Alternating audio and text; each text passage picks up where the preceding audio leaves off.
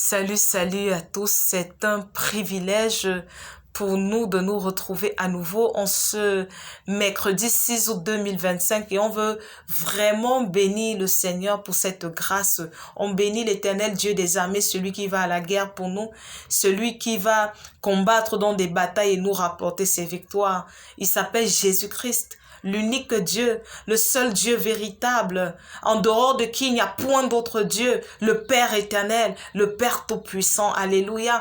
Et aujourd'hui, c'est le souci du Seigneur de relâcher les amitiés au sein des diverses relations parce que plusieurs amitiés se sont refroidies, plusieurs amitiés se sont flétries, plusieurs amitiés sont en train de dépérir à petit feu parce qu'un certain nombre de paramètres n'ont pas encore été intégrés dans les consciences.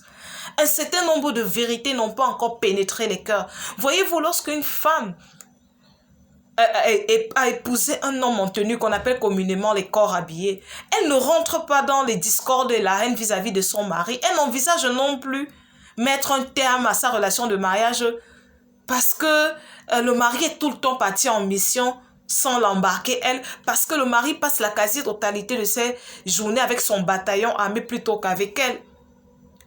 Mais la femme se dispose à prendre soin du foyer, à soutenir le mari parce qu'elle a conscience de l'enjeu de l'engagement de son mari. Parce que nous n'ignorons pas que nos troupes armées sont là pour la sécurité nationale. Et en d'autres termes, pour la sécurité de tous. La femme, elle est consciente que le mari ne sera pas toujours présent au repas de famille. Il ne sera pas toujours présent à la remise des diplômes de l'enfant. Elle sait que, quoi qu'ils soient réunis par les liens de mariage, ils ne seront pas toujours unis en toutes choses et en tout temps. Elle en a pleinement conscience. Et elle ne fait pas de cet état de cause, de cet état de distanciation, une source de frustration ou de discorde vis-à-vis de son mari.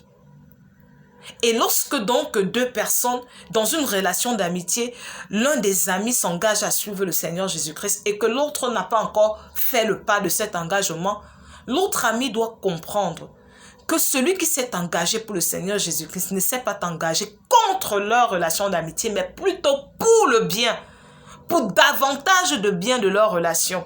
Parce que celui qui s'engage pour le Seigneur Jésus-Christ, en soi, il s'engage pour le royaume de lumière, et en d'autres termes, contre le royaume des ténèbres. Qui de vous et moi aimerions être envahis par les ténèbres?